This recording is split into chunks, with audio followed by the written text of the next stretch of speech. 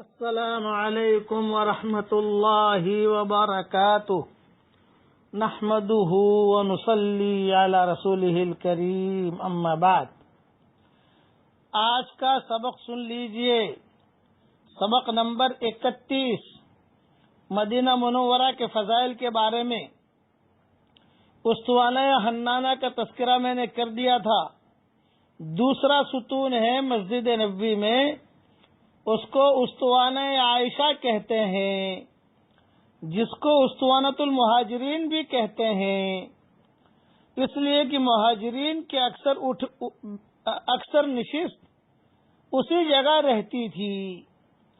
ابتداً حضور صلی اللہ علیہ وسلم کا مصلی اسی جگہ تھا، اس کے بعد آگے کے ستون کی طرف تجویز ہوا، اس کو اسطوانۃ القریٰ بھی کہتے ہیں، جس کی وجہ یہ ہے کہ حضرت عائشہ رضی اللہ تعالی عنہا نے حضور صلی اللہ علیہ وسلم سے نقل کیا کہ اس مسجد میں ایک جگہ ایسی ہے کہ اگر لوگوں کو اس کا حال معلوم ہو جائے تو اس کے لیے ہجوم کی وجہ سے قرآن ڈالنا پڑے۔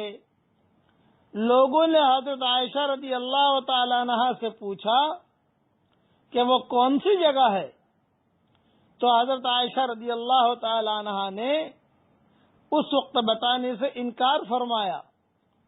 اس کے بعد حضرت عبداللہ ابن زبیر رضی اللہ تعالی عنہما کے اصرار پر حضرت عائشہ رضی اللہ تعالی عنہا نے ان کو بتایا، اسی لیے اسطوانہ عائشہ رضی اللہ تعالی عنہا کہتے ہیں کہ ان کی حدیث اور ان کے تعین سے اس کی تعین ہوئی۔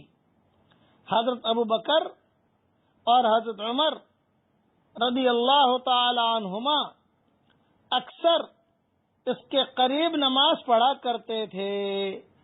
ایک حدیث میں آیا ہے کہ اسطوانہ عائشہ کے پاس دعا قبول ہوتی ہے، اس لیے حج میں جانے والے اس کا اگر اللہ تعالیٰ توفیق دے بغیر لڑائی بڑائی کے وہاں جگہ مل جائے تو وہاں 2 رکعت نماز پڑھ لیں، اور اس ناکارہ کے لیے بھی دعا کرنا اور پوری امت کے لیے دعا کرنا۔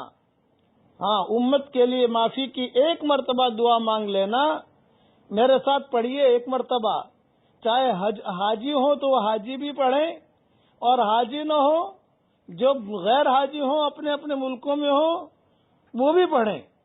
پڑھ لیجئے میرے ساتھ 1 مرتبہ، اللہم اغفر لی وللمؤمنین والمؤمنات والمسلمین والمسلمات۔ حضور صلی اللہ علیہ وسلم نے فرمایا، جو 1 مرتبہ یہ دعا پڑھ لے تو دنیا میں جتنے مسلمان مرد عورتیں ہوں گی ان سب کے برابر اللہ اسے نیکیاں دے گا۔ تو ابھی میں نے پڑھ لیا تو مجھے یقین ہے کہ میرے حساب میں جتنے مسلمان مرد عورتیں دنیا میں ہیں ان سب کے برابر نیکیاں میرے حساب میں آ گئی۔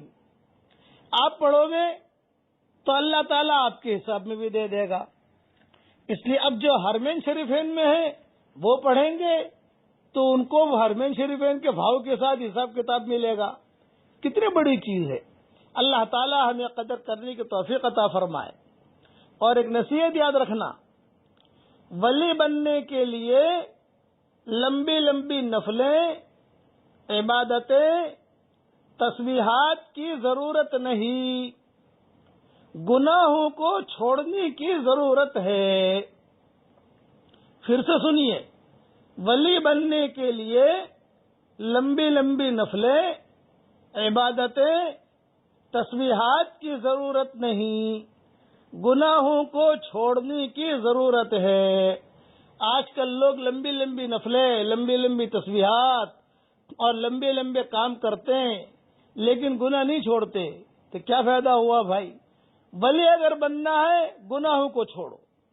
حضور صلی اللہ علیہ وسلم نے دعا مانگی ہے، اللہم ارحمنی بترک المعاصی ابدا ما ابقیتنی، اے اللہ گناہوں سے بچنے کی تو مجھے توفیق دے. چپکے چپکے اللہ سے کہو کہ اللہ جیسے نماز پڑھنے کی توفیق دیتا ہے گناہوں سے بچنے کی توفیق دے. اللہ تعالی ہم سب کو گناہوں سے بچنے کی توفیق عطا فرمائے اور اللہ تعالی ہر فرد امت کو دین کے کام کے لیے قبول فرمائے.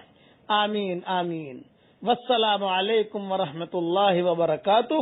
وآخر دعوانا ان الحمد للہ رب العالمین.